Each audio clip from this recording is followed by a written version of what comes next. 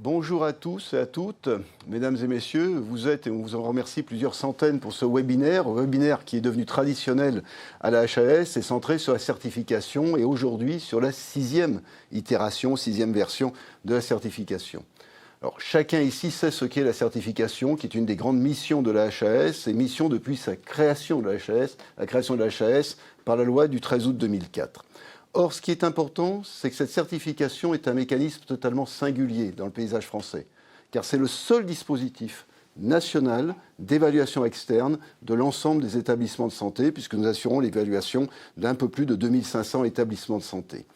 Aujourd'hui, si nous avons les moyens de le faire, c'est aussi parce que nous pouvons nous appuyer sur les travaux de la HAS dans d'autres domaines, les recommandations de bonne pratique ou les indicateurs, voire ce qui relève de l'accréditation des médecins de spécialité à risque. Mais il faut être bien conscient que la certification, ce n'est pas une mission ni de contrôle ni d'inspection. Nous sommes là pour évaluer la qualité, pour la mesurer et pour aider à l'améliorer. Et puisque nous sommes dans ce domaine-là, nous ne pourrons pas n'être que sur la certification. Nous devrons nous intéresser à ce qui se passe avant et après la certification. Et en ce sens-là, je tiens à remercier l'ensemble des agences et des structures d'appui qui vont intervenir aujourd'hui et qui justement sont indispensables pour ces étapes-là, qui sont celles qui précèdent ou suivent ce qui est la certification. Je voudrais insister sur l'importance que revêt la certification dans notre paysage et l'importance pour nous que la gouvernance et les acteurs s'accaparent cette certification, mais aussi s'investissent dans tout ce qui relève du développement des compétences de l'ensemble des personnes de nos établissements, ce qui signifie s'investissent dans la formation, que ce soit la formation directement des professions sur le terrain, mais aussi les formations au management et ce qui relève du développement professionnel continu. Je ne serai pas plus long parce que vous avez une grande journée. Je tiens encore à vous remercier pour votre présence et à remercier l'ensemble des intervenants, comme je l'ai dit, agences et structures d'appui. Je vous souhaite un webinaire extrêmement fructueux. Merci à vous tous. Merci, Monsieur le Président. Bonjour à toutes et à tous. Donc, nous allons commencer à effectivement évoquer peut-être le programme de ce webinaire. Nous allons évoquer, et je vais vous les présenter rapidement, les résultats de la 5e itération. À ce stade aujourd'hui, quelle est la photographie que nous avons et comment effectivement nous souhaitons nous questionner et évoluer et avancer dans l'accompagnement, notamment des établissements qui aujourd'hui ne remplissent pas les conditions pour être des établissements certifiés et qui ont donc besoin d'accompagnement et d'appui. C'est l'occasion d'une réflexion et probablement d'un rapprochement, d'une coopération structurée avec les agences régionales de santé. Et je passerai la parole à Didier Jaffre qui effectivement vous présentera les ARS et leur rôle dans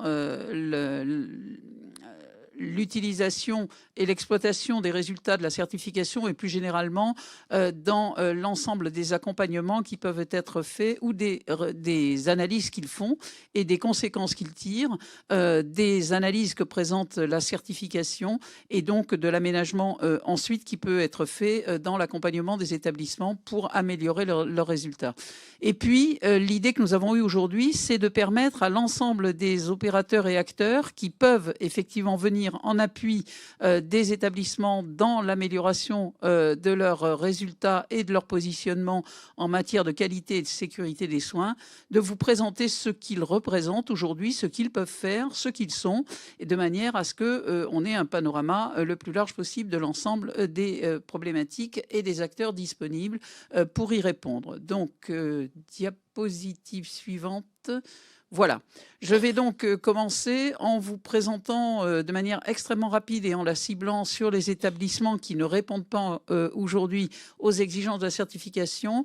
Vous dire que bien sûr, comme vous le savez, le dispositif de certification actuel, qui est la 5e itération depuis 2004 de ce dispositif de certification, est aujourd'hui largement engagé puisque 72% des visites sont réalisées.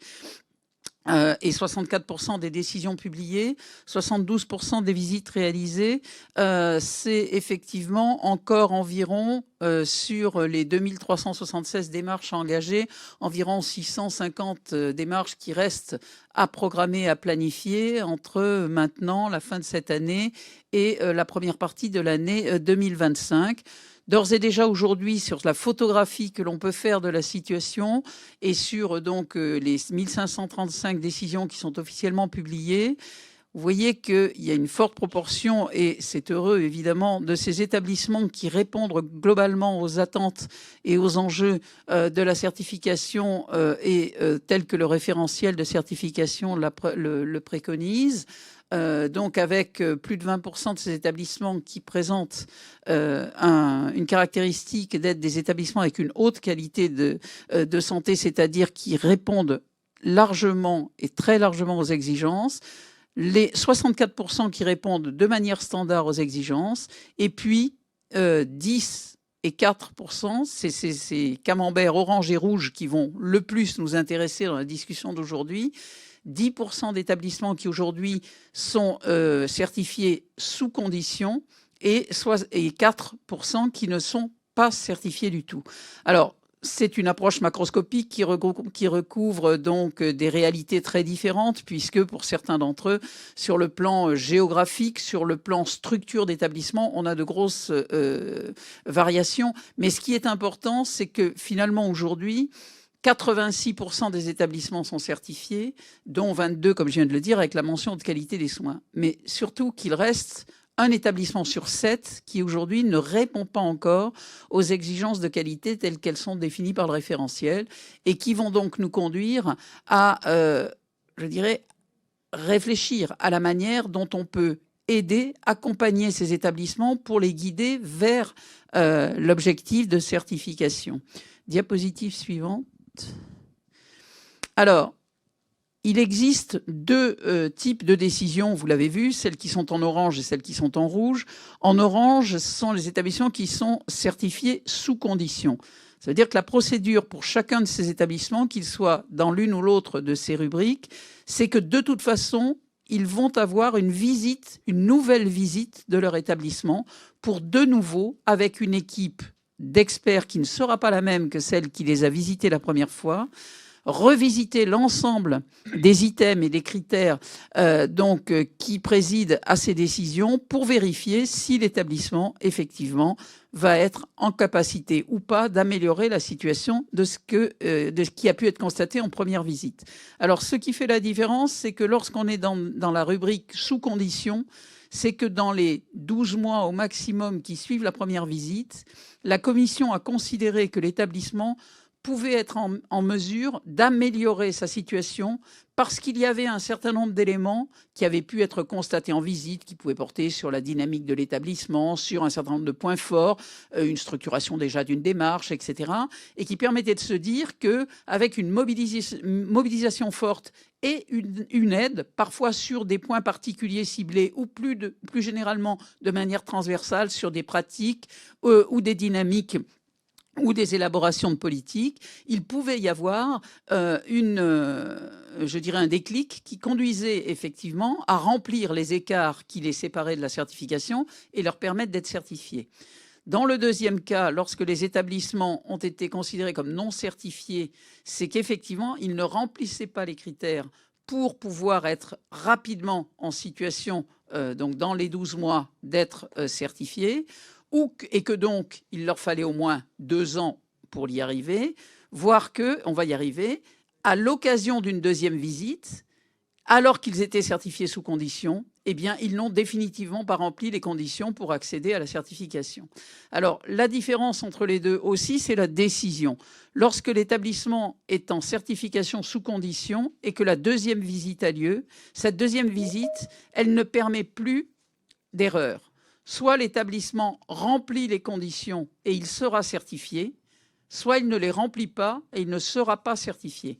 Et il viendra se rajouter au panel d'établissements qui sont, dès le début, non certifiés.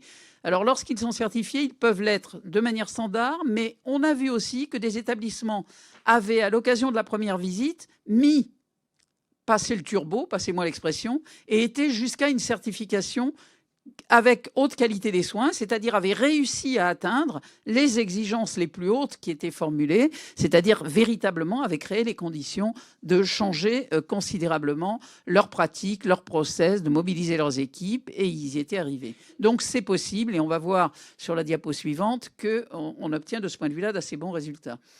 Lorsque on fait aujourd'hui un retour sur les résultats de deuxième visite, puisque on en a aujourd'hui environ 40% qui ont été engagés, 106 démarches ont eu lieu sur les 257 qui ont été prononcées, eh bien, on voit qu'effectivement, plus de 75% des établissements qui ont été visités en deuxième visite et qui étaient sous condition se retrouvent certifiés, voire certifiés haute qualité des soins après cette deuxième visite. Donc, il y a véritablement possibilité d'enclencher dans un délai maximal d'1 an, une dynamique qui permet d'obtenir de tels scores. Pour un peu moins du quart de ces établissements, par contre, effectivement, il n'y a pas d'amélioration suffisante, voire pas d'amélioration du tout.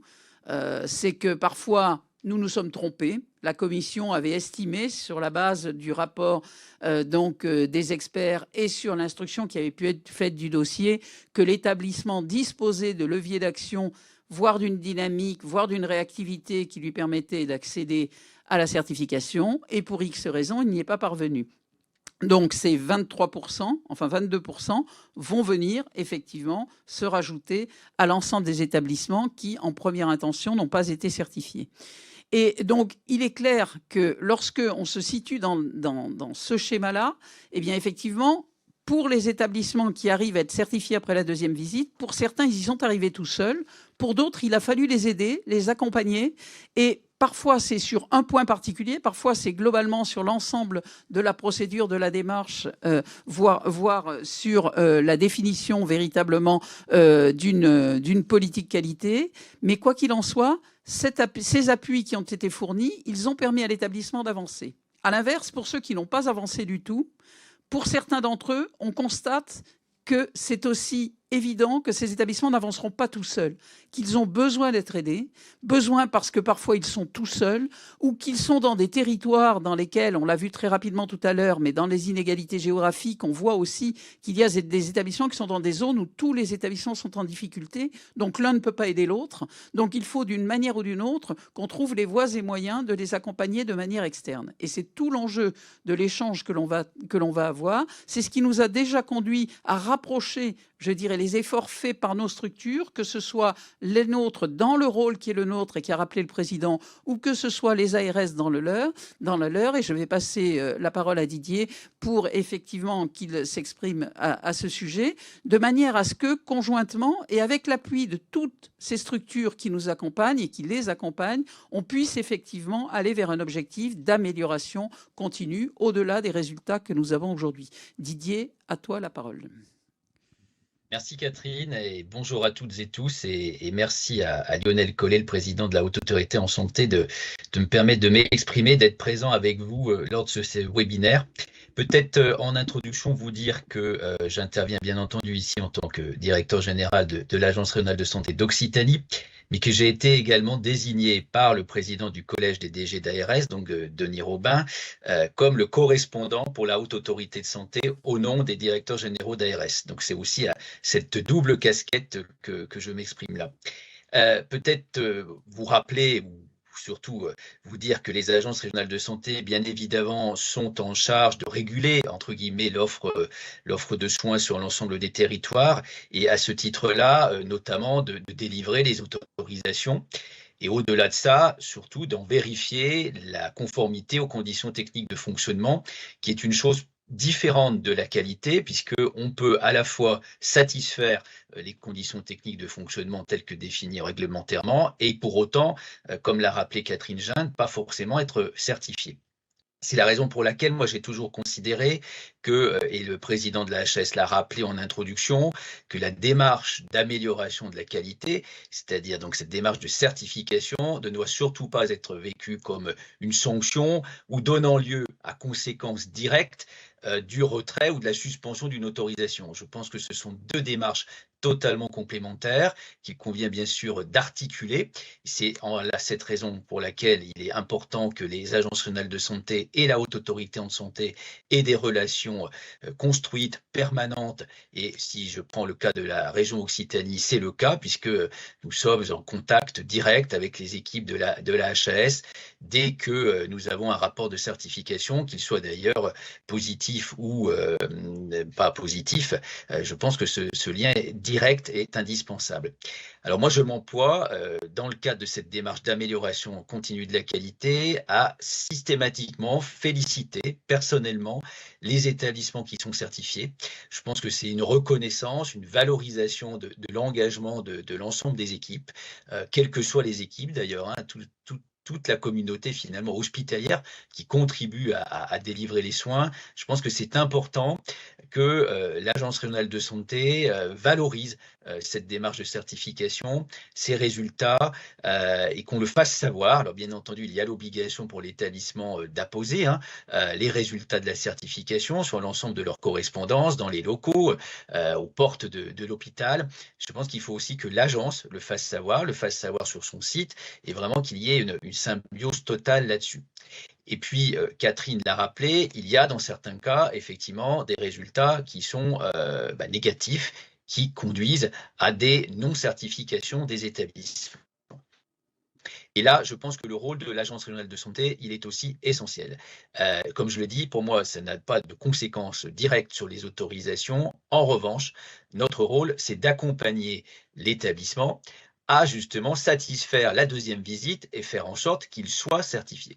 Donc ça doit être vécu comme une démarche de progression, une démarche d'amélioration, et forcément, nous sommes là, agence, avec les structures régionales d'appui, puisqu'il y en a une dans chacune des régions, avec également des structures nationales comme l'Agence nationale d'appui à la performance, dont je salue le directeur et qui interviendra après.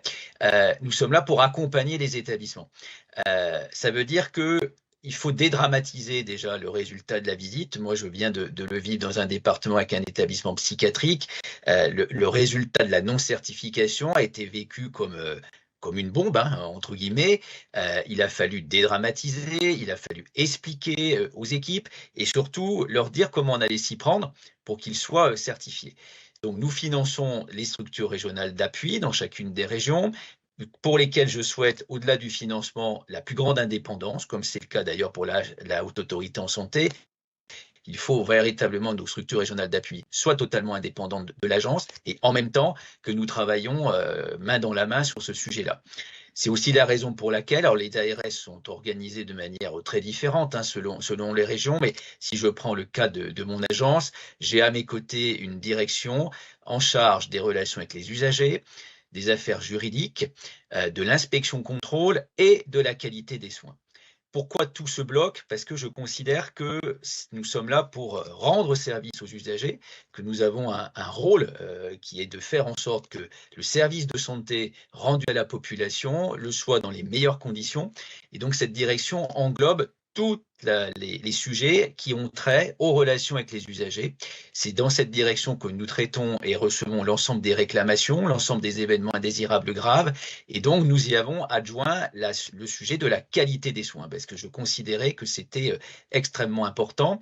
Alors, il faut bien l'avouer que j'y ai été aidé, puisque la directrice adjointe de cette direction n'est autre qu'une personne qui était jusqu'à présent à la haute autorité en santé, donc en charge aussi de la certification. Donc il y a des liens forcément directs qui nous emploient, avec son regard qu'elle avait quand elle était à la haute autorité de santé, qu'elle a maintenant quand elle est à l'Agence régionale de santé, ce qui permet aussi de simplifier, je pense, les liens entre HAS, ARS, structures d'appui, établissements, et de bien montrer que nous sommes là pour accompagner les équipes et faire en sorte qu'in fine, elles soient certifiées. C'est vraiment moi mon objectif, c'est que Catherine a montré les camemberts avec effectivement beaucoup de vert et on s'en réjouit et c'est normal, mais il y a aussi les petits morceaux qui sont rouges ou orange, eh bien, l'objectif, c'est de faire disparaître ces petits morceaux rouges et orange et de faire en sorte que nous ayons des camemberts verts partout.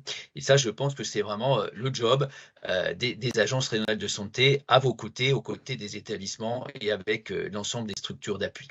Voilà ce que je voulais vous dire, mais vraiment insister sur ce caractère non sanctionnant de la certification, mais bien ce côté valorisation, accompagnement, amélioration. On est bien dans la démarche continue d'amélioration de la qualité, comme on les retrouve dans tous les autres secteurs d'activité. Que ce ne doit pas être pris comme une menace de fermeture. Moi, je m'emploie vraiment à l'expliquer, y compris aux élus.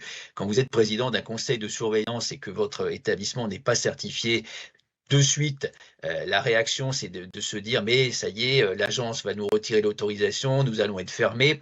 Moi, je tiens tout de suite à rassurer. Non, on ne retire pas les autorisations, ce n'est pas le sujet.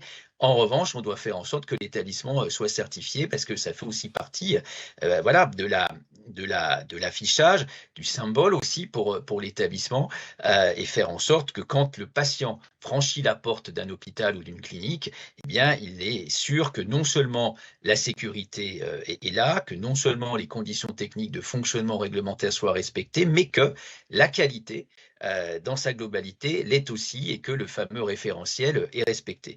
Il faut aussi beaucoup de transparence, je crois, pour nos usagers et ça, on s'y emploie aussi à faire en sorte que ce soit le cas. Voilà ce que je voulais vous dire. Après, selon les régions et selon les ARS, les démarches sont différentes, mais toutes et tous, nous nous employons à faire en sorte d'accompagner avec cette démarche d'amélioration de la qualité, avec la Haute Autorité de Santé, sur l'ensemble des territoires, la qualité des soins dans tous nos établissements de santé, qu'ils soient publics, associatifs ou privés. Merci beaucoup Didier, tu as parfaitement raison d'insister sur le fait que effectivement on est dans une démarche qui est une démarche positive d'amélioration continue. Il ne s'agit pas là effectivement de stigmatiser les établissements, il s'agit de les questionner et de les questionner et parfois de les amener le plus rapidement possible à améliorer leur situation et à se mettre dans des conditions qui garantissent la qualité et la sécurité des soins pour l'ensemble des patients. C'est une exigence, c'est une obligation que nous portons collectivement. Il est indispensable que nous ayons sur tous les territoires français la garantie que nous avons des établissements, quelle que soit leur structure, quel que soit leur statut, qui effectivement garantissent une qualité et une sécurité des soins au niveau attendu, tel qu'il est fixé par ce référentiel qui est opposable à tous. Donc, je vais vous proposer sans transition que nous passions à la première table ronde en vous rappelant que vous avez la possibilité de poser des questions directement dans le chat, que nous aurons la possibilité de les relayer et de les poser pour vous à chacun des intervenants. Et nous allons commencer tout de suite avec la première table ronde et la nappe. Et donc, je passe la parole à Stéphane Pardoux, son directeur général, qui va effectivement répondre à la gageure qui consiste à présenter rapidement la nappe pour pouvoir effectivement laisser place à un échange sur ce que son agence apporte ou peut apporter dans le contexte que l'on vient de décrire. Stéphane, c'est à toi. Et c'est bon. On t'entend bien, oui, on t'entend. Bonjour à toutes et à tous. Merci à la Haute Autorité de Santé de cette invitation. Très rapidement, l'Agence nationale d'appui à la performance, pour ceux qui ont encore besoin qu'on la présente, c'est l'agence de conseil public du secteur sanitaire et médico-social. À un moment où la question de l'intervention des cabinets de conseil privé est largement débattue dans le pays, et vous avez entendu le Premier ministre hier dans sa déclaration de politique générale évoquer la nécessité du recours aux ressources internes, eh bien, le secteur a la chance depuis 15 ans de compter une agence publique de conseil, d'expertise, qui est exactement dans l'état d'esprit que celui qu'a vient d'évoquer Didier Jaffre, que je salue, et vous-même Catherine, c'est celui d'une agence qui n'a pas un rôle de régulation, qui n'a pas un rôle de contrôle, qui a vraiment un rôle inscrit dans ses statuts de soutien, d'outillage et d'accompagnement des établissements sanitaires et médico-sociaux dans l'amélioration de leur performance. C'est donc une agence de conseil public qui intervient, et c'est la particularité de l'agence, avec des experts métiers qui sont des professionnels. Les experts de la NAP qui interviennent et qui interviennent dans les missions que je vais évoquer tout à l'heure, eh ben, ça peut être vous qui nous écoutez aujourd'hui, qui avez une compétence particulière, une expertise, une carrière qui vous amène à maîtriser particulièrement un sujet. Et donc, ces 100 experts métiers qui travaillent au sein de la NAP, ils viennent d'établissements et ils ont donc ce niveau précis de compétences qui est indispensable pour faire des missions au sein des établissements. Ils sont complétés par un réseau de 600 experts externes qui travaillent en établissement et qui mettent un peu de temps à disposition pour intervenir pour l'Agence nationale d'appui à la performance. Et donc, ces 100 experts métiers, ces 600 experts externes, qu'est-ce qu'ils font à l'Agence nationale d'appui à la performance? Slide suivante, si vous voulez bien. Je vais passer très rapidement sur les deux éléments de gauche et de droite. Nous produisons des contenus opérationnels. Tout le monde connaît les travaux de la NAP. Tout le monde connaît les guides sur la chirurgie ambulatoire, sur la chaîne de facturation, sur le pilotage des ressources humaines, sur les maquettes organisationnelles. Nous avons également une mission, et c'est celle qui est sur votre écran, alors à droite, je confonds ma droite et ma gauche, pardon, alors à droite, on va dire, d'éclairage de la décision publique, de conseil aux grandes administrations. Mais c'est le point central sur lequel j'insiste aujourd'hui. Nous intervenons sur le terrain, à la demande des établissements, à la demande des agences régionales de santé. Et la particularité de la NAP, c'est que nous avons des principes d'intervention qui collent parfaitement avec ce qu'il vient d'évoquer. Ce sont des interventions techniques, précises, de métier. Ce sont des interventions menées par des professionnels qui viennent appuyer d'autres professionnels et ce sont des interventions qui sont totalement dans l'esprit de celui de l'amélioration continue de la qualité, qui se font en bienveillance. Nous ne sommes pas une agence de régulation, pas une agence de contrôle, nous n'avons pas un pouvoir d'inspection, nous avons un rôle de conseil. Nous faisons donc ce travail avec bienveillance, de pair à pair, avec un niveau d'expertise très précis, mais avec une grande exigence. Quand la NAP intervient, elle s'efforce de dire aux établissements quel est, selon elle, le bon niveau à mettre en place, ce qu'elle a vu dans d'autres établissements, en rappelant toujours que c'est faisable. Parce que ce que nous disons de mettre en place, nous le voyons dans d'autres établissements. Nous pratiquons beaucoup le benchmark, le comparatif national au sein du pays. On peut donc solliciter la NAP, mais on y reviendra peut-être dans les questions, à la fois pour bénéficier d'un appui individuel, monothématique ou multithématique, sur un sujet précis ou sur un fonctionnement global d'établissement, mais on peut aussi intégrer des appuis collectifs de la NAP ou par groupe régionaux. Je prends l'exemple de l'ARS Occitanie, Didier Jaff est en présent, qui nous a demandé il y a quelque temps d'avoir un appui collectif global sur des fonctionnements de blocs opératoires pour un certain nombre d'établissements de plus petite taille de la région Occitanie. Donc on peut intégrer un appui collectif pendant lequel, pendant un an, on va être accompagné pour améliorer son niveau de performance de ce sujet qu'on a choisi. En l'occurrence, dans le cadre de l'Occitanie, c'était les blocs opératoires. Donc voilà, c'est donc une agence publique de conseil à disposition des établissements qui intervient sur le terrain par des pairs qui viennent apporter leur expertise. Dans les thématiques dont nous disposons, il y en a beaucoup. Beaucoup. Elles sont ici sur la slide. Elles sont très en lien avec des chapitres du manuel de la Haute Autorité de Santé, évidemment. On peut nous solliciter sur des appuis individuels pour parler bloc opératoire, pour parler imagerie, pour parler de biologie, pour parler d'organisation des consultations externes, pour parler d'organisation pharmaceutique, pour parler de la gestion des lits, pour parler d'organisation des urgences. Sur tous ces sujets-là, nous avons aujourd'hui en ce moment même des missions d'appui demandées par les établissements ou les ARS, suite à des visites de certification ou pas, mais suite à des visites de certification, j'y reviendrai.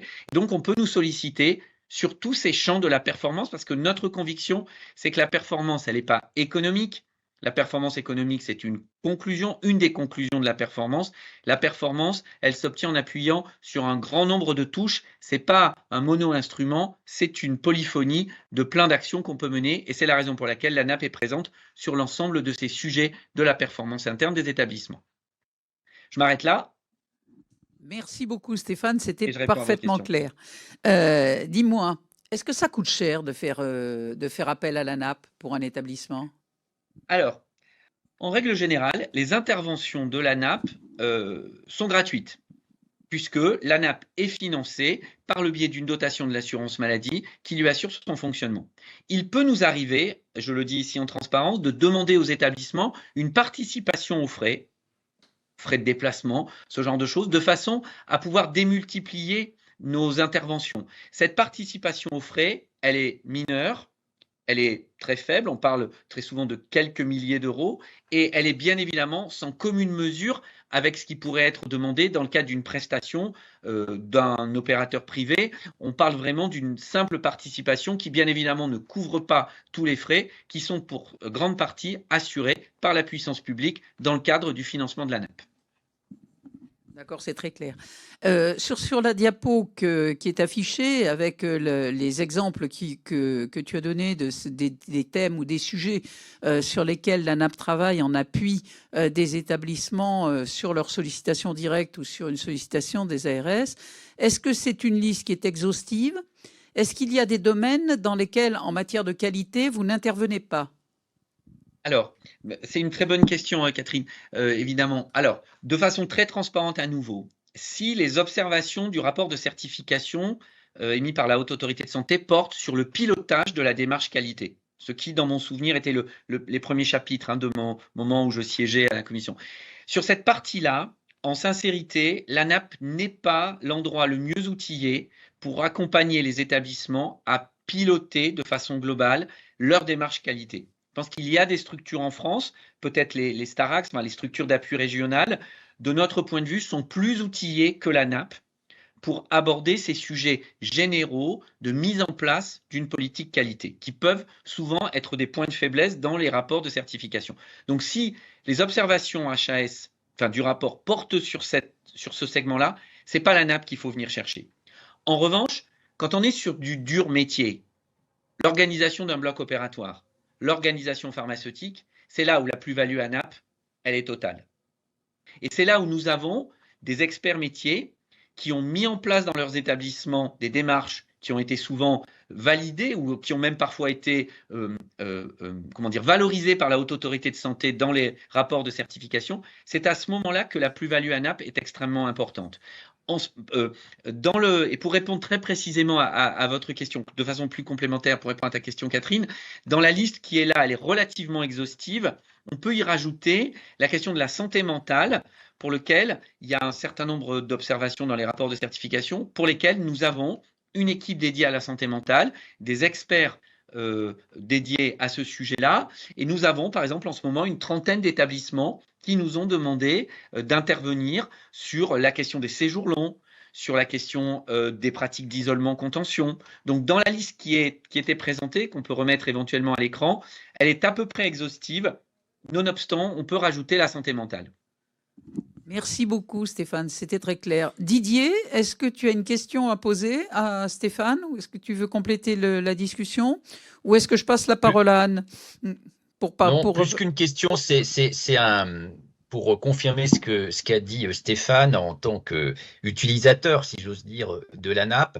En région Occitanie, sur plusieurs sujets. Stéphane a parlé des blocs opératoires, bientôt les urgences dans un autre département. Je pense qu'effectivement, ANAP et structure régionale d'appui ont des rôles différents mais complémentaires. La structure régionale d'appui, on va le voir après, va vraiment être sur la démarche qualité et sa globalité, alors que l'ANAP va intervenir sur des points plus précis, des sujets organisationnels. Alors, bien entendu, il vaut mieux que ce soit en amont, de mon point de vue, de la visite de certification, mais ça peut être aussi après, puisque de toute façon, encore une fois, il faut améliorer la démarche. Et ne rien s'interdire. Moi, et Stéphane Pardoux le sait, je crois que nous avons avec l'ANAP des équipes de très très grande qualité, de haut niveau, et que quand on sent qu'il y a un besoin, il faut impérativement appeler l'Agence nationale d'appui à la performance, qui a des compétences techniques sur tout l'ensemble des sujets que Stéphane a rappelés. Et encore une fois, pour l'avoir testé, ça marche. C'est-à-dire que ça fait progresser les organisations, ça fait prendre conscience aux équipes de leurs faiblesses, mais aussi de leurs atouts, parce que tout n'est pas négatif dans une organisation, heureusement, et ça prépare finalement à la démarche d'amélioration continue de la qualité. Voilà. Donc, je pense qu'il faut avoir ces deux rôles très complémentaires de l'ANAP et des structures d'appui et les agences régionales de santé aujourd'hui, tout comme nous sommes en lien direct avec la Haute Autorité de Santé, nous sommes en lien direct avec l'ANAP. Ça peut être l'agence elle-même qui décide de solliciter l'ANAP, ça peut être l'établissement. comme toujours, le mieux, c'est que ce soit les deux conjointement, parce que si les démarches ne sont pas coordonnées, de mon point de vue, ça ne marche pas et c'est pas assez fructueux. Et donc, on s'emploie à faire en sorte que voilà, tout ça soit totalement coordonné dans à la fois le temps, l'espace et que ce soit utile surtout. Voilà. Et ça, je pense que c'est important. Merci beaucoup Didier. Je vais passer la parole à Anne pour voir s'il y a des questions dans le chat. Alors, dans le chat, effectivement, et vous y avez l'un et l'autre, merci, répondu, puisqu'il y avait beaucoup de questions sur la thématique de la psychiatrie et de la santé mentale, mais Stéphane y a répondu. Effectivement, c'est une thématique qui mobilise beaucoup, et on sait que dans ces établissements qui sont souvent en grande difficulté, effectivement, nous avons pas mal d'établissements qui, côté qualité, rencontrent des difficultés, ne sont sous condition, ne sont pas certifiés. En ce qui concerne aussi, mais Didier y a contribué, c'est-à-dire que quand contacter l'ANAP, est-ce que ça peut être en dehors des conditions, sous conditions ou non certifiées? Donc là, effectivement, c'est un échange avec les ARS et avec l'ANAP qui peut être sollicité pour s'organiser et coordonner l'intervention de la bonne structure en fonction de l'agence et de l'ANAP, bien évidemment, en cohérence. À moins que vous ayez des choses, Stéphane, à rajouter, il y avait une petite question. Est-ce que les établissements privés peuvent solliciter l'ANAP? Oui, merci Anne de relayer cette question parce que les clichés ont la vie dure. L'ANAP, c'est une agence publique, mais ce n'est pas une agence pour le secteur public. C'est une agence de la puissance publique qui intervient sur l'ensemble des champs sanitaires et médico-sociaux et pour l'ensemble des structures privées, privées à but commercial, privées à but non commercial et publiques. Et donc aujourd'hui, nous avons près de 1000 établissements qu'on accompagne en ce moment. Il y a bien évidemment des cliniques privées, des établissements sous statut associatif, des établissements publics de toute taille. Donc oui, l'ANAP est à disposition de l'ensemble du secteur, qu'il soit privé, public. Et j'étais hier en Pays de Loire, et bien, il y a une grande clinique qui fait appel en ce moment à l'ANAP sur le bloc opératoire, tout comme on a eu une sollicitation post-rapport de certification d'un établissement psychiatrique ultramarin en raison d'un défaut de certification qui est venu nous solliciter pour voir si on pouvait les aider à régler cette problématique. Donc oui, l'ensemble des structures sanitaires, privées, publiques, peuvent solliciter l'ANAP. Les conditions de sollicitation sont les mêmes. On a une adresse pour nous solliciter sur notre site internet. Il suffit éventuellement de passer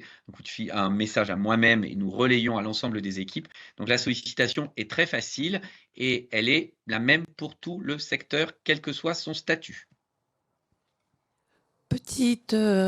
Dernière petite question, puisque en dehors de vos interventions, vous produisez aussi certains supports d'aide. Et pour terminer sur cette petite dernière question, Stéphane, merci d'en dire deux mots. Parce que les établissements peuvent aussi récupérer pas mal de supports pour les aider sans intervention directe. Anne. Oui, absolument.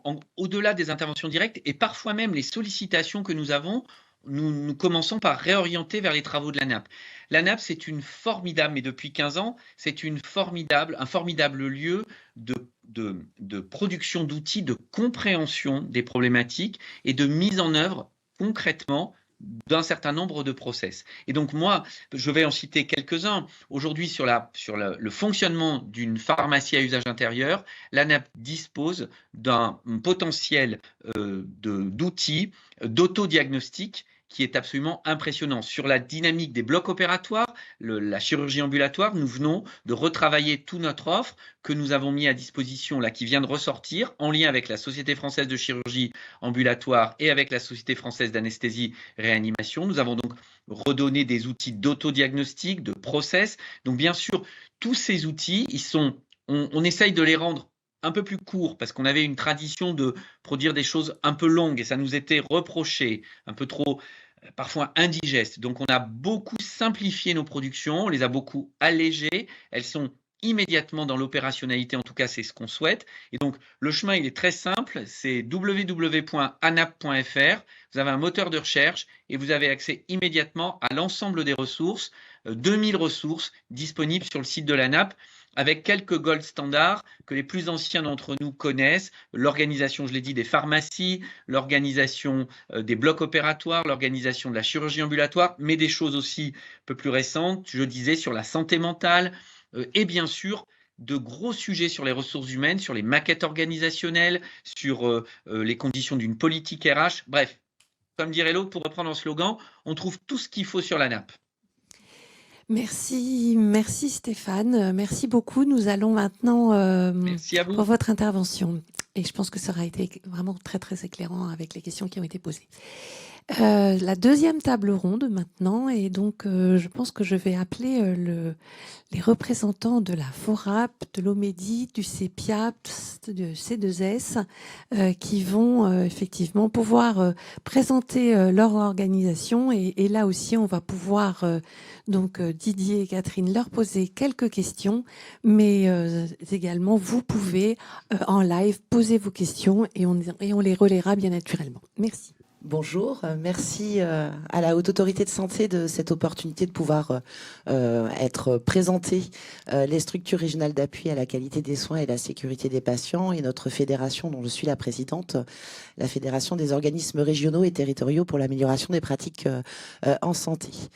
Donc la FORAP, comme son nom l'indique, c'est une fédération qui va rassembler l'ensemble des structures régionales d'appui à la qualité des soins et la sécurité des patients et qui va pouvoir les représenter, accompagner leur émergence sur l'ensemble du territoire français et d'outre-mer.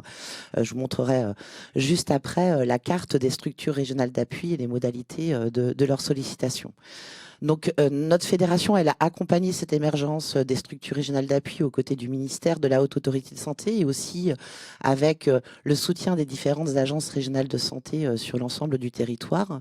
Son objectif de fédération, c'est vraiment de faciliter et de valoriser la mise en œuvre des missions propres des structures régionales d'appui dans les différentes régions, et dans un esprit de mutualisation des compétences et de partage d'expériences au sein des équipes des structures régionales d'appui. Même si ce n'est pas notre finalité première, on peut être amené à produire des ressources sur les différents secteurs d'activité. Et on le verra autour de cette table ronde, des ressources avec nos partenaires nationaux et régionaux. Et puis, bien entendu, d'accompagner la valorisation scientifique des travaux et des initiatives. On a pu, à l'occasion, être contributeur dans le cadre d'enquêtes nationales sur les événements indésirables graves associés aux soins. Alors, si on zoome un petit peu plus sur les structures régionales d'appui à la qualité des soins et la sécurité des patients, comme Monsieur Jaffre l'a précisé, ce sont des structures réglementaires qui sont existantes réglementairement depuis novembre 2016 et qui ont dans leur existence réglementaire une indépendance et une autonomie et qui sont surtout soutenues par les agences régionales de santé des différentes régions avec pour mission d'accompagner les établissements et les professionnels de santé, quel que soit leur lieu d'exercice, sur leur territoire régional, dans le développement de la culture qualité et sécurité des soins. Donc on évoquait tout à l'heure la question du développement et de la mise en œuvre des politiques qualité et sécurité des soins. Et bien effectivement, ce sont le périmètre des structures régionales d'appui. Alors, dans nos missions réglementaires, on en a plusieurs. C'est une mission première sur l'appui à la gestion des événements indésirables associés aux soins, qui est une mission plus d'appui, d'accompagnement individuel dans le cas de survenue d'événements indésirables graves associés aux soins. Et on en reparlera aussi au cours de cette table ronde. De développement de programmes de gestion des risques et plus globalement d'accompagnement à la mise en œuvre des politiques qualité et gestion des risques des établissements et d'éclairage auprès des décideurs en région, notamment du directeur général de l'ARS, de l'éclairage au travers des thématiques qui sont portées et des thématiques émergentes par les établissements. Et on a un apport d'expertise en vue d'améliorer la qualité des soins et la sécurité des patients qui se traduisent par l'animation de travaux régionaux, de formation, de sensibilisation à la qualité des soins et la sécurité des patients. Et puis, à l'échelle régionale, on peut aussi participer à des recherches dans notre propre domaine de l'organisation des soins et de la qualité des soins et la sécurité des patients. Et voyez sur la carte affichée sur vos écrans, l'ensemble du territoire français métropolitain et d'outre-mer est couvert par une structure régionale d'appui. On a un dernier territoire, la Guyane, pour lequel la structure régionale d'appui est en cours de désignation. Donc l'ensemble des professionnels et des établissements peuvent recourir à la structure régionale d'appui de leur propre région. Nous allons passer la parole à Cynthia Choquet pour l'Omédite. On est un petit peu pris par le temps, donc on va accélérer un tout petit peu. Donc bonjour et merci à la HAS de l'invitation. Donc je suis pharmacien Omédite Hauts-de-France et je représente également aujourd'hui le réseau des Omédites, donc le réseau Médite. Alors l'Omédite, c'est quoi? C'est une structure régionale, mais qui peut être également interrégionale d'appui aux établissements et aux professionnels de santé en région. Nos champs d'action sont les établissements de santé, sanitaires ou médico-sociaux, de ville, d'hôpital, privés, publics. Et de fait, à ce titre, nous intervenons sur un certain nombre de thématiques autour des produits de santé. Donc des thématiques portant sur le médicament, les dispositifs médicaux, de qualité de pertinence, toujours dans un but de sécurisation de la prise en charge médicamenteuse et du dispositif médical et le parcours patient. Nos différentes missions sont autour en fait de la sécurisation, donc la qualité et la sécurité de la prise en charge des produits de santé. Nous intervenons et contribuons au même titre qu'un certain nombre d'autres structures du REVA à la gestion des événements indésirables graves associés aux soins.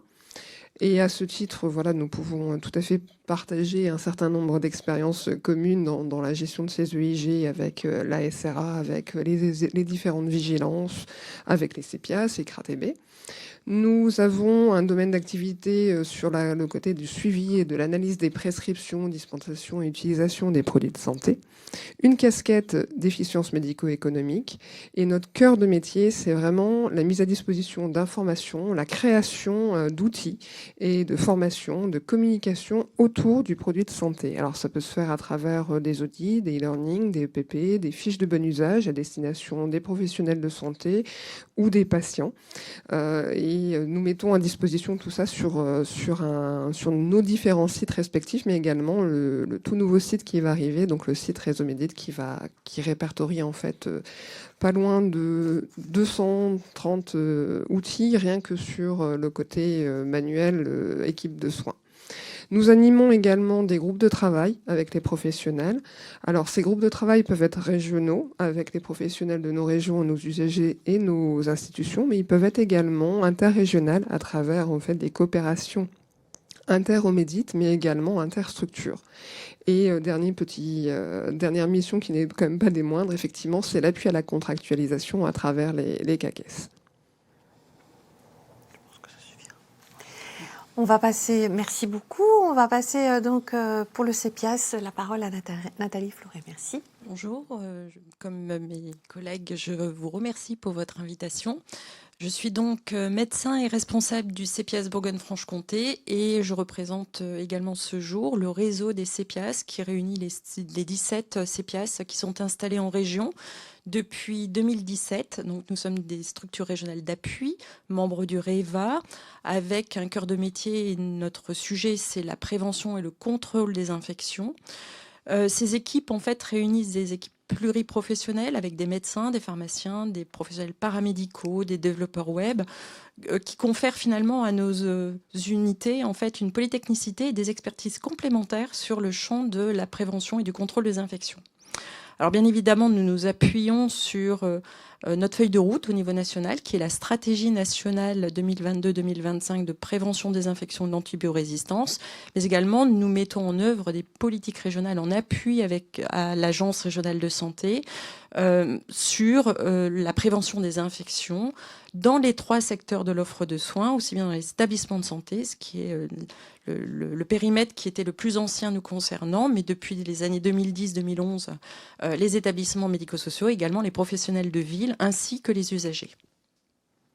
Alors nos missions sont au nombre de 3 et sont notées en fait dans notre arrêté de nomination qui a été publié en 2017 Et la première d'entre elles est l'expertise et l'appui aux professionnels de santé, donc sur notre périmètre de prévention des infections et de la résistance aux anti-infectieux, en sachant que sur le volet prévention de la résistance aux anti-infectieux, on ne travaille pas sur le bon usage des antibiotiques, ça c'est les CRATB, on travaille sur la prévention de la transmission croisée. Et dans ce registre-là, on intervient en termes de conseils, on formule des appuis pour une aide à la décision aux professionnels qui nous sollicitent. Nous avons également un exercice de coordination et d'animation de réseaux de professionnels de santé en région pour de la formation, de la sensibilisation aux bonnes pratiques. Nous avons un énorme travail de développement d'outils, notamment d'outils pédagogiques pour faciliter en fait la tâche de nos cibles. Et puis l'animation de groupes de travail, même chose, ça peut être des groupes de travail régionaux, mais également au niveau national dans le cadre en fait du réseau des CEPIAS. Et puis enfin, notre troisième axe est celui en fait de l'infectiovigilance avec l'appui à l'investigation et à la gestion des situations de déclaration d'infection nosocomiale dans les établissements via l'application ICIN ou à la demande des établissements ou sur saisine de l'ARS, nous pouvons accompagner les établissements à essayer de comprendre les situations à laquelle ils font face, et de comprendre la mécanique de survenue de l'infection, mettre en place les mesures barrières et éviter en fait et limiter autant que faire se peut un impact sanitaire. Donc à cet égard, on est également mobilisé sur cette thématique. Merci beaucoup. Maintenant, on va passer la parole pour C2S à Véronique Molière. Merci beaucoup. Oui, bonjour. Merci beaucoup pour cette invitation. Donc, en effet, je suis Véronique Molière. Je dirige le Comité pour le développement durable en santé, le C2DS. Et en une minute, en effet, qu'est-ce que le C2DS et comment il peut être en appui de vos initiatives? Donc, il y a 17 ans, un groupe de directeurs d'établissements s'interrogeaient déjà sur les impacts environnementaux de l'activité de santé, et s'interrogeaient aussi sur leurs responsabilités. Alors pas à pas, eh bien, ce réseau du C2DS s'est développé autour de cette idée et sur ce périmètre. Donc aujourd'hui, qu'est-ce que c'est que le C2DS? Donc c'est une communauté de pratiques. Je dirais que c'est un catalogue vivant de solutions en développement durable, donc qui sont partagées donc au sein et portées par 900 établissements de santé aujourd'hui, donc qui adhèrent à notre association. Ce sont des établissements de tout statut, publics, privés, associatifs, militaires, sanitaires et médico-sociaux. Donc une très belle communauté de pratiques. Alors concrètement, comment nous sommes organisés? Nous sommes organisés principalement, évidemment, comment animer cette communauté, donc au travers de 9 clubs métiers et bientôt 2 supplémentaires, donc 11 d'ici fin 2024. Et d'ailleurs, le premier club métier qui a été créé, c'est celui de la qualité. Il en est à son 26e rendez-vous et il fédère à peu près 200 qualiticiens. Ces clubs métiers se réunissent 60 minutes en vision chaque mois. On y échange beaucoup de rétextes sous format court. On donne la parole de temps en temps à des experts. On a un point réglementaire. Et puis ensuite, on peut échanger. Et puis on fait aussi un peu de jus de cerveau qui aboutissent parfois à des actions collectives qui sont ensuite portées par le terrain. Et j'ajouterais simplement que nous publions donc une veille réglementaire mensuelle et que nous mettons à disposition sur le site internet de façon tout à fait en accès libre une grande médiathèque et beaucoup de publications et que nous dispensons des formations donc sur la question du développement durable. Merci beaucoup, madame, pour la concision de votre propos.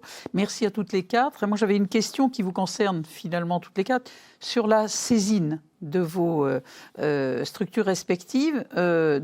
Pourriez-vous effectivement nous dire qu'est-ce qu'il faut conseiller à un établissement en termes de modalités de saisine selon qu'il souhaite faire un audit, un accompagnement, un conseil? Est-ce qu'il faut passer systématiquement par la SRA qui fait le relais? Est-ce qu'on peut vous saisir directement ou en quelle modalité?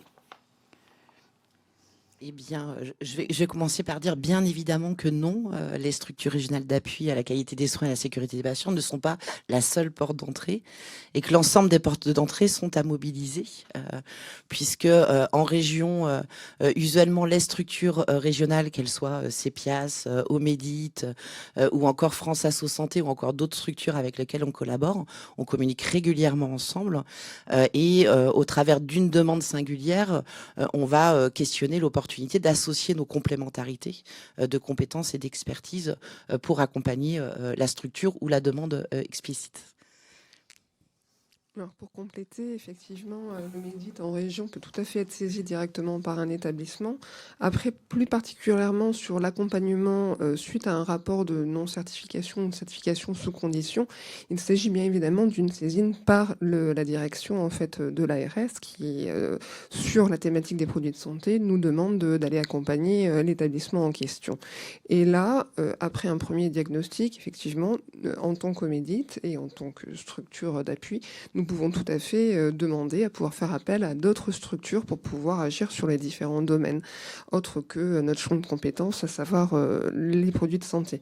Et on mène déjà en fait des accompagnements, alors plutôt sur la base d'accompagnement collectif à travers des webinaires qu'on va animer avec différentes structures sur la certification entre autres. Hein. On est déjà sur ces webinaires-là depuis quelques années maintenant, et plus spécifiquement sur le circuit du médicament, mais ça peut être par exemple avec le CEPIAS et le CRATB, on a pu animer en région des webinaires autour de la pertinence de l'antibiothérapie et tout ce qui était préconisation autour de l'antibioprophylaxie. Merci. Pour ce qui concerne le CEPIAS, la sollicitation peut être directe ou on peut être mobilisé par l'Agence régionale de santé, une autre structure d'appui. Quand la sollicitation vient d'un établissement de santé, nos interlocuteurs privilégiés sont les équipes opérationnelles en hygiène. On ne répond jamais en direct avec un professionnel d'un service.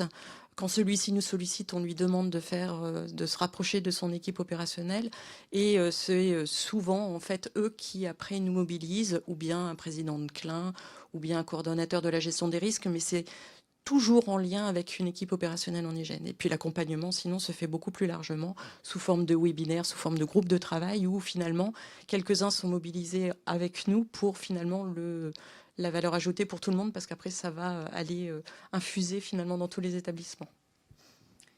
Pour ce qui concerne le C2DS, c'est extrêmement simple. Il faut nous appeler sur notre portable. Donc, ils sont sur le site internet ou évidemment nous envoyer un mail à contact, etc. Vous nous laissez peut-être 48 heures pour y répondre. Alors, pour répondre à vos questions, donc que vous soyez établissement adhérent ou non adhérent, pour y répondre, comment fait-on? Soit on peut répondre à vos questions, vos sollicitations au sein de l'équipe interne, ou sinon nous nous tournons vers le réseau. 900 établissements, ça fait beaucoup de monde. Donc, soit vers des référents thématiques, soit vers des têtes de pont régionales. Et puis, alors peut-être à la différence de mes collègues sur cette table ronde, c'est vrai que le C2S n'intervient pas sur site, donc on fait vraiment ce travail de sensibilisation, d'information. Sachez également que dans les clubs métiers, en effet, on y fabrique aussi des outils simples, produits par des professionnels de santé pour des professionnels de santé, et que nous sommes partenaires de l'ANAP avec lequel nous co-construisons en effet d'autres outils. Merci. Didier, une question à ces dames? Peut-être deux questions, et en préambule, je salue ma compatriote de Bourgogne-Franche-Comté, parce que quand même, très heureux de la voir à l'écran. Deux questions qui s'adressent à toutes. D'une part, vous êtes des structures qui ont quand même maintenant plusieurs années, voire dizaines d'années. Quelle évolution vous avez vue dans les demandes des établissements? Et une deuxième question, là, pour se faire mal un peu, c'est vous aviez une demande à faire auprès de l'Agence régionale de santé, laquelle serait-elle? Qui répond? Moi, je veux bien démarrer. Merci beaucoup pour cette question. Alors, pour notre part, et je le rappelle, nous sommes sur un périmètre, en effet, qu'il y ait une démarche de développement durable, donc d'une politique RSE. Ce que nous avons constaté, et vraiment un grand merci à la HAS, puisque ce réseau a démarré donc il y a 17 ans, avec quelques pionniers. Ce qu'on a constaté, c'est un accroissement des établissements adhérents en 2014. Ce n'est pas un hasard, c'était l'entrée du développement durable dans la certification. Et puis ensuite, un très net développement en post-Covid, parce que bien évidemment, beaucoup de professionnels de santé, enfin, et de citoyens, on a tous tiré en effet des enseignements de cette épidémie. Et puis, c'est aussi le critère 3.6-04 sur le développement durable, en effet, qui est donc dans cette itération de la certification. Donc, on a vraiment vu, nous, en termes très concrètement, en termes d'augmentation, d'accélération des adhésions, à chaque fois que la HAS a aussi avancé sur ces sujets, Donc là, on voit très clairement une appétence de plus en plus grande. La réglementation est là. Enfin, il y a beaucoup de raisons, en effet, pour que les établissements accélèrent leur engagement dans une démarche de développement durable. Et c'est vrai que si on avait une demande à faire à la HAS, mais d'ailleurs on est en contact, donc on se connaît quand même relativement bien, c'est justement de pouvoir muscler cet indicateur 3.6-04. Donc on a fait des propositions et j'espère qu'on continuera d'avancer C'est en cours. pas à pas. Alors, depuis le début, alors spécifiquement sur les établissements de santé, compte tenu, et alors ça, je pense que ça s'est accentué depuis la période Covid, c'est la difficulté de mobiliser les professionnels avec les difficultés RH auxquelles sont concernés les établissements, sur la mobilisation d'outils pédagogiques en plus de ce que l'on faisait historiquement sur des plénières où on les réunissait pendant 2-3 heures, les professionnels n'ont plus le temps en fait d'être libérés sur cela. Du coup, il y a les vrais challenges en fait de mobiliser sur des périodes courtes, sur des outils ludopédagogiques par exemple, un message pendant 1 ou 2 minutes sur des capsules vidéo et autres pour essayer de remobiliser en fait un savoir auprès des professionnels à l'occasion d'un temps de relève par exemple. Donc ça, c'est vraiment un axe fort maintenant sur lequel on développe des outils pour accompagner les établissements. Et puis un autre travail que l'on fait assez facilement et de plus en plus, c'est le partage d'expériences finalement, où on réunit en fait des professionnels de différents établissements et on va davantage en fait sur le partage de bonnes idées finalement, qui, même chose en fait, permet après d'être utilisé par d'autres professionnels. Assez rapidement, si c'est possible. Alors pour compléter et sans paraphraser, des demandes de terrain, c'est-à-dire des demandes vraiment pour pouvoir se rendre sur le terrain et constater et adapter de ce fait plutôt des outils qu'on a développés pour tous et aux spécificités de l'établissement. Et également, je dirais... on a beaucoup travaillé en fait sur des EPP et des audits en fait plutôt en mode traceur ciblé, en mode parcours patient. Et on a de ce fait eu, je pense, l'intelligence en réseau de mettre vraiment à profit nos différentes sensibilités, parce que les thématiques qui remontent ne sont pas du tout tous les mêmes en fonction des régions. Et on a également beaucoup pris le parti de travailler en fait sur les erreurs, les presque erreurs médicamenteuses. Et à partir d'un événement, on arrive effectivement dans un établissement à travailler sur peut-être un outil spécifique à lui, mais en fonction de la sensibilité qu'on va avoir de ce terrain, interroger d'autres. Et en fait, cet outil qu'on fait dans ce cadre d'accompagnement-là, va permettre en fait de servir à d'autres et on va le proposer en fait de manière plus collective. Merci. Il y avait une dernière. Est-ce que tu veux rajouter quelque chose? Vas-y. Oui, parce que je trouve alors particulièrement pour les structures régionales d'appui, si on doit regarder les quelques années passées, c'est déjà l'existence sur tout le territoire français de structures régionales d'appui à la qualité des soins et à la sécurité des patients. Il y a moins de 10 ans, on était loin de couvrir l'ensemble du territoire et je pense que ça répond à un vrai besoin des établissements et des professionnels pour ce qu'ont évoqué mes collègues, l'enjeu de pouvoir partager, faire du retour d'expérience, s'inspirer des initiatives qui fonctionnent, apprendre de ce qui fonctionne moins dans certaines structures. Donc ça, il nous semble au niveau de la FORAP et des structures que c'est un enjeu majeur de maintenir cette ressource, ce recours sur l'ensemble du territoire et sur l'ensemble des régions. Et ça revient à répondre à votre deuxième question, Monsieur Jaffre. Si un message était souhaité par la FORAP auprès des agences régionales de santé, c'est maintenir cette offre parce qu'elle est vraiment utile dans le contexte actuel des établissements. Ces ressources pédagogiques, ces approches collaboratives et ces retours d'expérience sont vraiment essentiels. Et l'existence même de ces structures est étroitement liée, bien évidemment, aux politiques régionales et à l'investissement qu'on peut faire dans ces structures régionales d'appui. Merci. Alors, il y a beaucoup de questions, mais beaucoup de questions pour la FORAP et surtout pour les SRA sur la problématique d'accès aux productions et sur les coûts. Compte tenu du temps, on ne va pas développer. C'est juste qu'il y a peut-être en termes de communication, sur l'ensemble des établissements, il y a vraiment beaucoup de questions sur le sujet. Mais on est un peu pris par le temps. Je peux peut-être y répondre vite, mais vraiment très très rapidement. Simplement pour dire qu'effectivement, là, aujourd'hui, nous avons la chance en France d'avoir des structures régional d'appui sur l'ensemble du territoire. Comme ça a pu être le souligné, ce sont des structures qui sont soutenues et financées en partie par les agences régionales de santé et qui sont indépendantes et autonomes. Et il faut savoir que l'ensemble des missions qui sont contractualisées en région sont accessibles à l'ensemble des acteurs du territoire. Et bien évidemment, il y a un certain nombre de ressources et d'outils qui sont élaborés en collaboration avec généralement les adhérents de ces structures régionales d'appui, qui sont symboliquement, bien entendu, en lien avec un accès d'adhésion, mais comme d'autres acteurs autour de la table, je pense au C2DS. Mais bon, il y a beaucoup de questions, donc je pense que là-dessus... Voilà, il y a peut-être des communications. On va passer là, très rapidement, sans nul doute, à la table ronde numéro 3. Merci beaucoup, mesdames.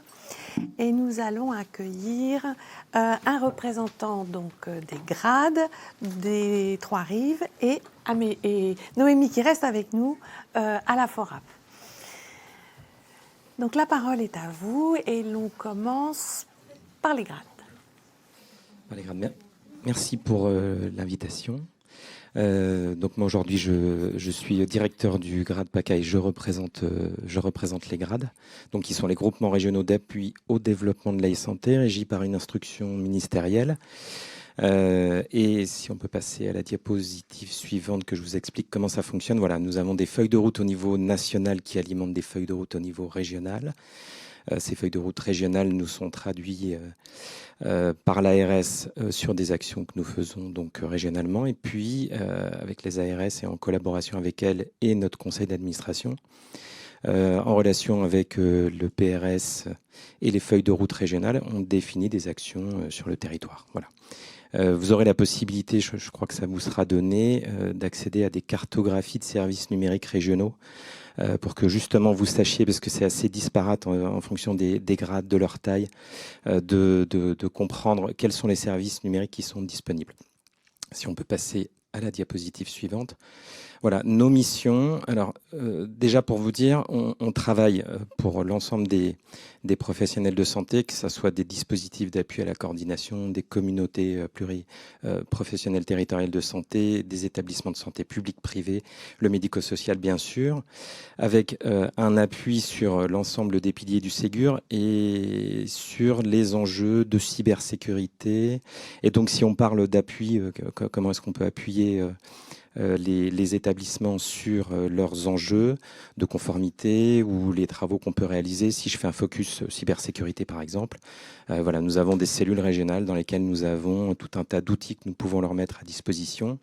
Les ARS en cas de difficulté peuvent nous mandater pour agir évidemment auprès des établissements qui seraient en difficulté. Et puis au long cours, par exemple, on met en place des exercices de gestion de crise directement dans les établissements. Donc voilà, donc on fait plein de choses et voilà, vous pourrez voir ce que sont les missions des grades dans les différents documents qu'on vous remettra. Bonjour à tous. Merci à la HAS de donner l'opportunité à l'identito-vigilance de s'exprimer. L'identito-vigilance qui est malheureusement pas encore une vigilance réglementaire.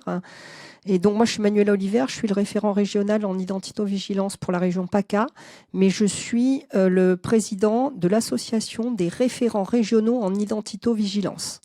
Il y a depuis 2020 des référents régionaux en identito-vigilance dans chaque région, y compris dans les territoires ultramarins. Ces référents, ils sont portés par les grades, mais ils sont aussi présents dans les SRA et dans les ARS. Ça dépend des organisations régionales. Et l'objectif de cette association, finalement, en réseau de tous ces référents régionaux en identito-vigilance, c'était de mutualiser, qu'on ne fasse pas chacun la même chose dans chaque région, de partager pour apporter un meilleur accompagnement à tous les établissements de santé. Et vous voyez que la carte qui s'affiche, c'est la même carte que la carte des grades parce que la majorité des référents sont portés par les grades. Si on peut changer de diapositive. Donc le Trois-Rives, il répond à des besoins nationaux, puisque c'est le Trois-Rives qui a rédigé le référentiel national d'identito-vigilance. Il rédige également des documents, des fiches pratiques de portée régionale à la demande des établissements et il propose un certain nombre de documents.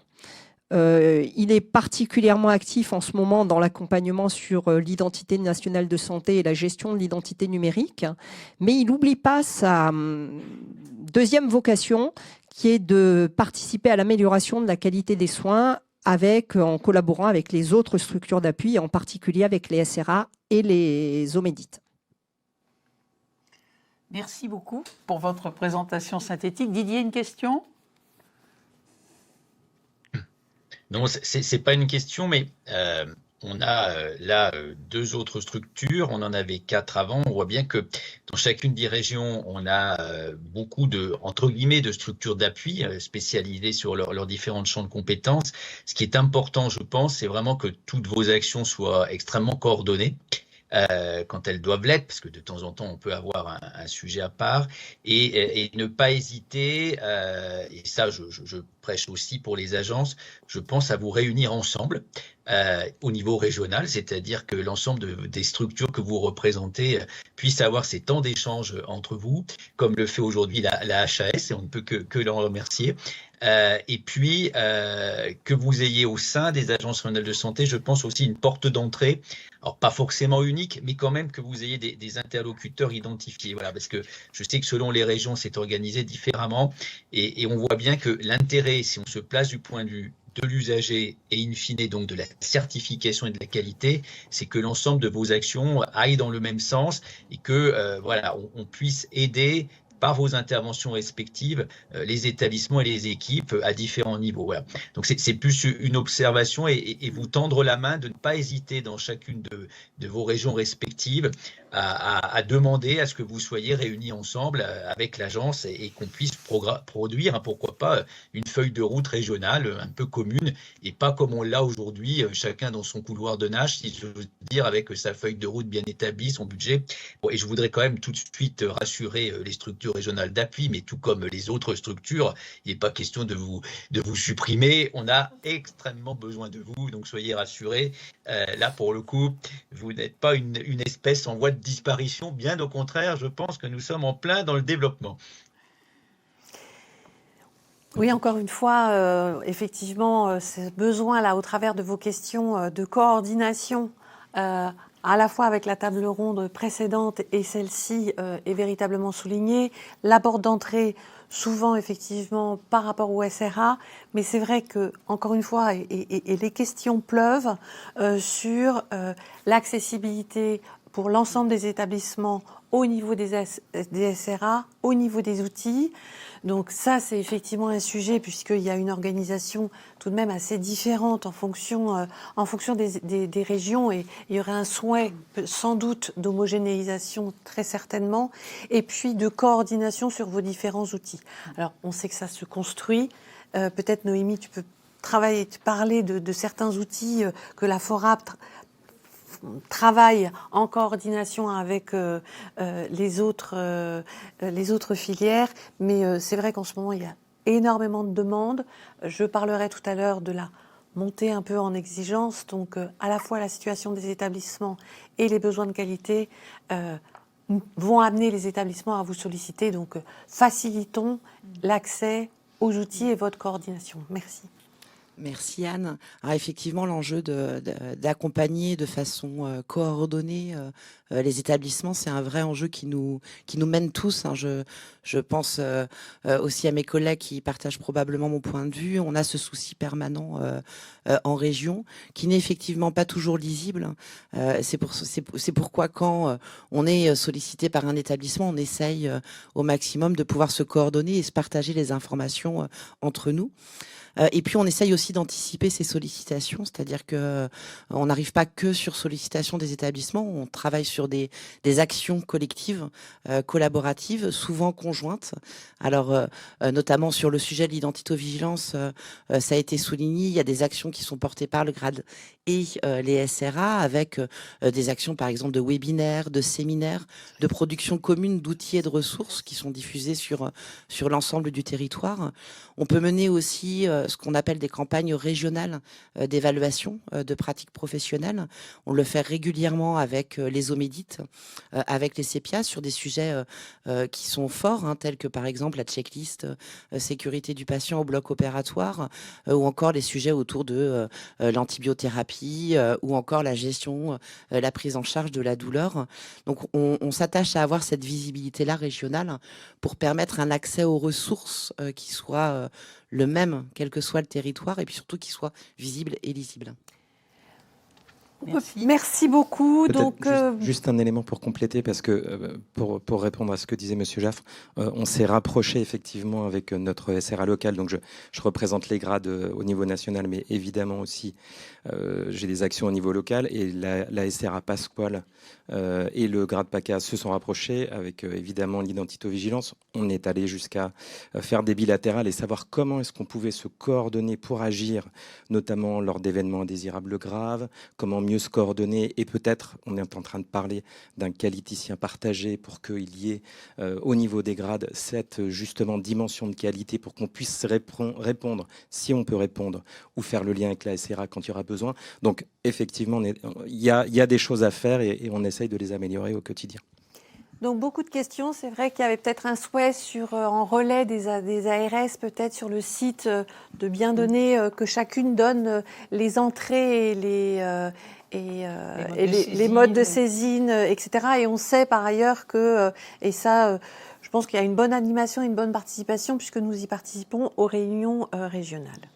Merci beaucoup. Je vais passer maintenant à un sujet qui, je sais, intéresse. C'est sur, on va pas vous présenter aujourd'hui parce qu'il n'est pas encore clos. Nous avons juste à peine terminé la concertation, mais quelques mots sur la sixième version de certification. Alors déjà, pour rassurer tout le monde,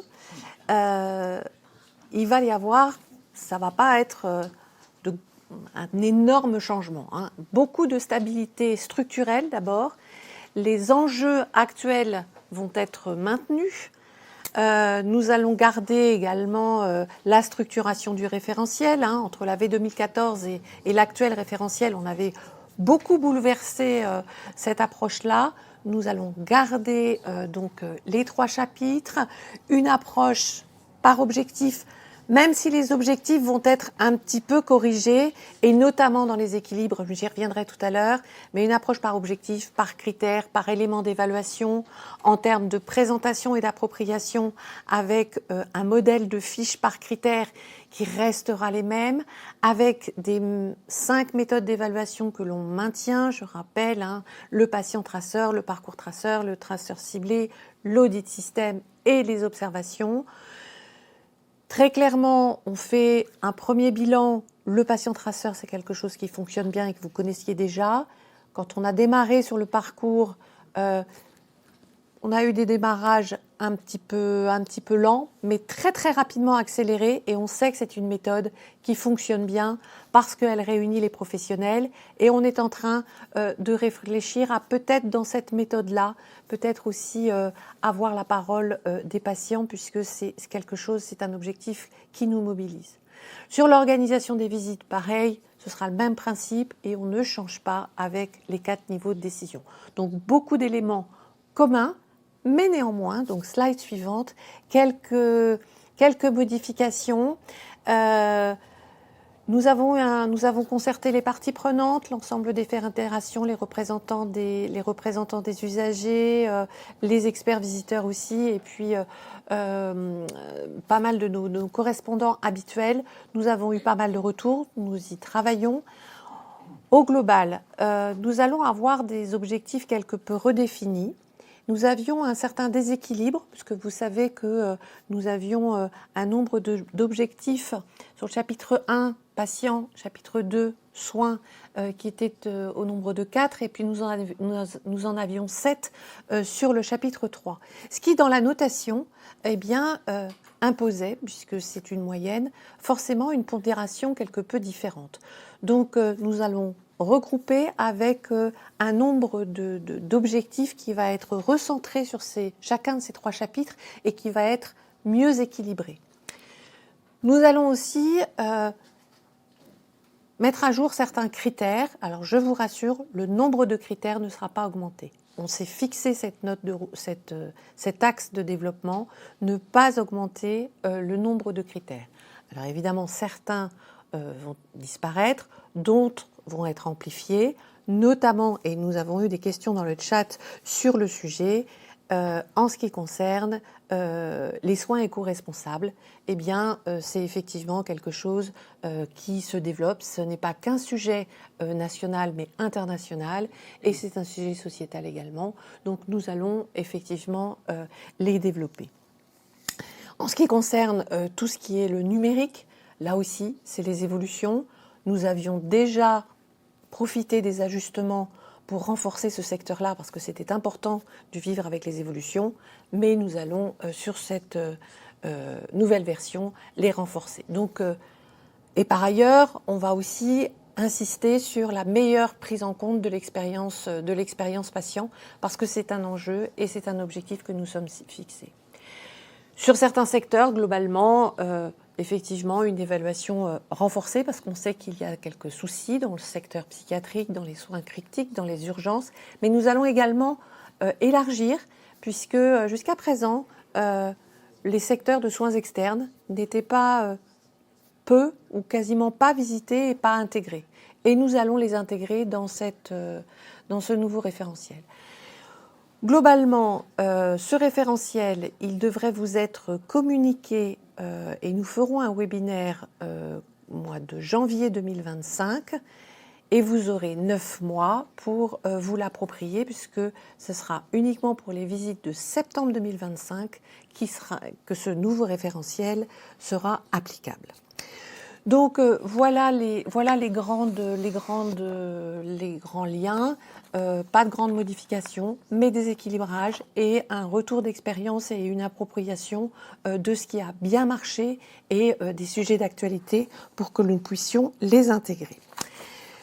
Je vais passer la parole à notre directeur général Jean Lessy et la directrice de l'amélioration de la qualité et sécurité des soins qui intègre au-delà de la certification, les services, d'autres services tels que la recommandation de bonnes pratiques et le service CEVOX avec les indicateurs et toutes les actions pour qu'ils puissent conclure ce webinaire. Merci. Écoutez, je crois que c'est le moment de la clôture de ce webinaire.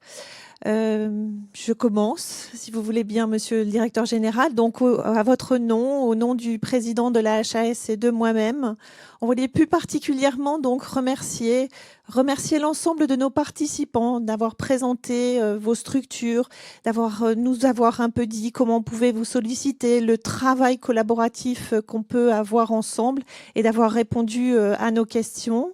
Je tiens à remercier aussi l'ensemble des établissements ici présents dans ce webinaire et puis d'avoir tout au long de ce webinaire posé des questions et on a essayé d'apporter des réponses.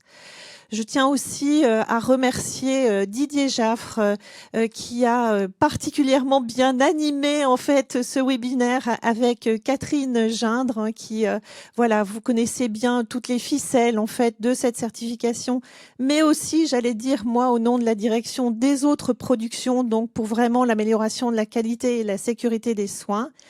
Et je tiens aussi à remercier très chaleureusement Anne Chevrier et son équipe pour la réalisation de tout ce qui est fait. Merci beaucoup, Madame la directrice. Merci Amélie. Et je ne peux que me joindre aux remerciements chaleureux et mérités qui ont été adressés à la fois aux participants et aux services, au SCES, qui portent et qui fait briller cette certification, qui est un exercice difficile, mais qui est co-construit, qui évolue, qui est un exercice vivant pour s'adapter aussi à vos retours et aux réalités du terrain. Moi, ce que je voulais dire en conclusion, c'est que ce qui est net quand on entend ce webinaire, c'est que les établissements, ils ne sont pas seuls. Ils peuvent être dans des situations extrêmement délicates lorsqu'ils sont sous condition, lorsqu'ils aboutissent à une non-certification, mais ils ne sont pas seuls. Et je crois que ce webinaire a mis en lumière toutes les ressources qui sont les leurs. La HAS, comme on l'a dit, elle est sur la certification, mais elle se veut aussi facilitatrice entre l'amont de la certification, l'avant et l'après et l'aval. Les ARS, évidemment, et je salue Didier Jaffre, qui sont vraiment dans l'accompagnement de l'offre de soins pour la qualité et la sécurité de ces soins, et qui jouent également ce rôle très positif, hein, ça a été dit, de facilitation lorsque l'établissement a des besoins en amont ou en aval du processus. Et puis à toutes les structures qui ont été mentionnées, les SRA sur la politique globale de qualité, l'ANAP pour ses interventions plus organisationnelles, plus ciblées partout sur le territoire, les OMEDIT autour des produits de santé, les CEPIAS autour de la prévention et du contrôle des infections, le C2DS dont j'ai bien aimé l'idée de catalogue vivant de pratiques, et les grades sur l'e-santé ou sur les référents identito-vigilance. Donc il y a vraiment tout un concert d'acteurs dont le maître mot qui est revenu souvent, c'était le mot appui ou accompagnement. Bon, je crois qu'il y a une idée très, très, très forte. Alors, le deuxième message, je crois, qui ressort de ce webinaire, c'est que, je crois que c'est Stéphane Pardoux a parlé de polyphonie. Polyphonie doit rimer avec harmonie. Alors, il y a un premier facteur d'harmonie, je crois, c'est que il y a aussi deux maîtres mots qui ont été prononcés, c'est bienveillance et exigence. Tout au long de cette chaîne d'acteurs que j'ai énumérée, il y a un vrai souci de bienveillance, que ces procédures en amont, en aval de la certification ou indépendantes de la certification, que toutes ces démarches qualité, ça soit du positif, même si parfois ça va avoir pour point de départ des constats négatifs ou difficiles à faire. Mais que d'un mal sorte un bien et que le bien fasse mieux. Voilà, fasse de son mieux en tout cas. Donc, bienveillance. Bienveillance aussi nécessaire parce qu'il faut tenir compte de la réalité du terrain, réalité qui est en ce moment particulièrement délicate, tout le monde le sait ici, inutile d'y revenir. Donc bienveillance, mais aussi exigence, l'exigence due aux patients, en qualité et en sécurité des soins, et l'exigence due aux professionnels de santé, qui ont besoin de cette exigence pour que ce qu'ils font fasse sens. Donc voilà, bienveillance, exigence comme fil rouge de cette harmonie qu'on peut souhaiter, et également le besoin qui a été mis en lumière de coordination, et j'ai relevé le mot de coordination lisible, et vraiment merci pour tout ce que font les structures pour tenter au mieux de coordonner leurs actions. Alors, et demain ? Eh bien demain, ça continue. Ça continue d'abord sur les liens qui se nouent autour de ce webinaire. Je crois qu'il est évident que tous les acteurs au niveau national ou régional doivent continuer à se parler. C'est la meilleure base pour coordonner les actions. Et deuxièmement, au niveau de la HAS, ces rendez-vous avec les professionnels, avec les établissements, ces rendez-vous, ils continuent. Et comme l'a indiqué Anne Chevrier, prochain rendez-vous notamment au mois de janvier pour cette sixième itération, ce sixième cycle, que je pourrais résumer en évolution, mais pas révolution. Merci à tous encore. Merci à la DAX pour l'organisation de ce webinaire. Merci à Didier Jaffre pour cette co-animation. Merci à Catherine Gindre pour sa co-animation. Merci à tous. Et le mot de la fin est pour... Merci à tous. On voyait bien le nombre de participants qui a atteint presque 1900 connexions, ce qui est vraiment très intéressant pour nous, dont le besoin que vous avez. Sachez que les formulaires de contact des structures et les supports vont être mis à disposition immédiatement. Et comme la qualité, c'est aussi l'évaluation. Sachez que si vous avez la possibilité de remplir le questionnaire de satisfaction, ça nous permet, nous aussi, nous améliorer. Et nous essayons vraiment de rentrer dans cette dynamique, vous le savez bien. Donc voilà, c'était le mot de la fin et nous sommes dans les temps. Merci beaucoup et merci à tous les participants à distance et les participants ici autour de la table. Merci beaucoup. Un grand merci Anne.